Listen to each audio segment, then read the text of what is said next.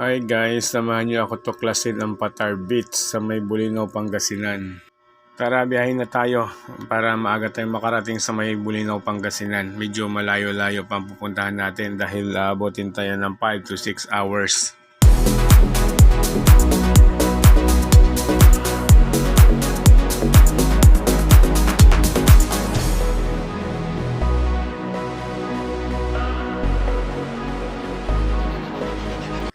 Okay guys, umaga na, narating na natin ang Bulinaw, Pangasinan. Medyo malayo pa dito yung beach, mga 30 to 45 minutes daw ang biyahe. Tara guys, ito po yung daan papunta na sa may Patar Beach.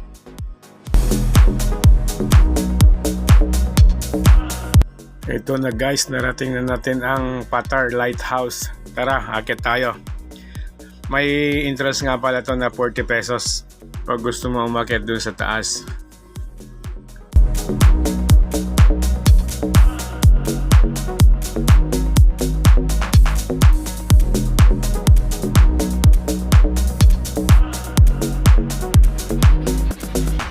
Ito na po guys yung view sa taas.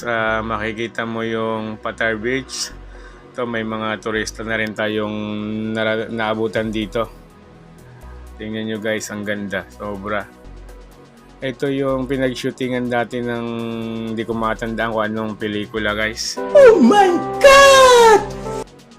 Dito naman sa baba ng lighthouse guys, makikita nyo rito yung mga pwesto ng bilihan ng souvenir. Andito rin yung free parking nila. Pwede po kayo mag-park pag aakyat kayo sa taas ng lighthouse. Ayan guys, marami kayong mabibili dito.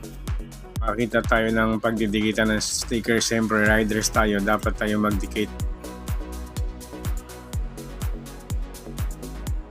Yung beach pala mga 15 minutes or 10 minutes ang biyahe mula dito sa lighthouse. Ito, pababa na tayo, mapunta ng beach.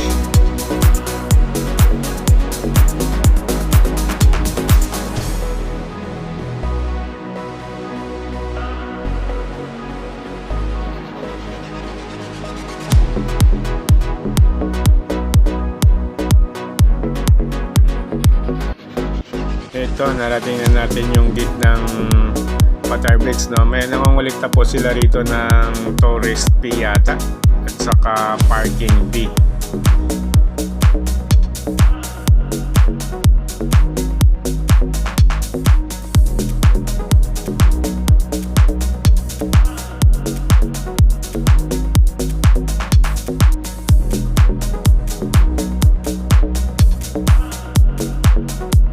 Ito na guys, nasa loob na tayo. Ayan guys, so yung mga beach house na pwede rentahan.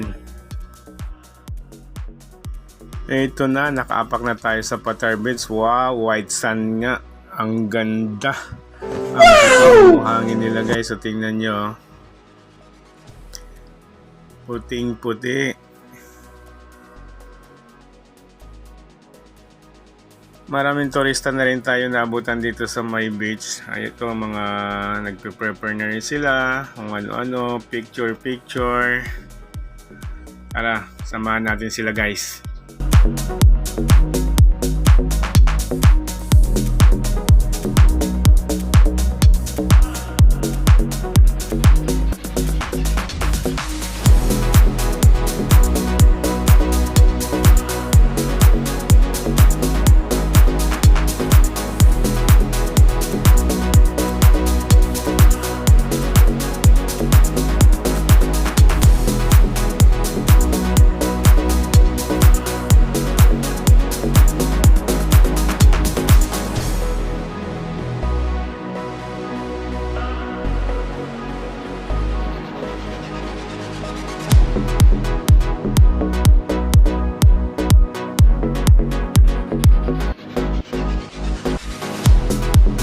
Okay guys, maraming salamat sa panonood. Bago po ang lahat, huwag niyong kalimutan i-like and i-subscribe ang aking YouTube channel, RPX Motovlogs. Hanggang sa muli guys, bye-bye!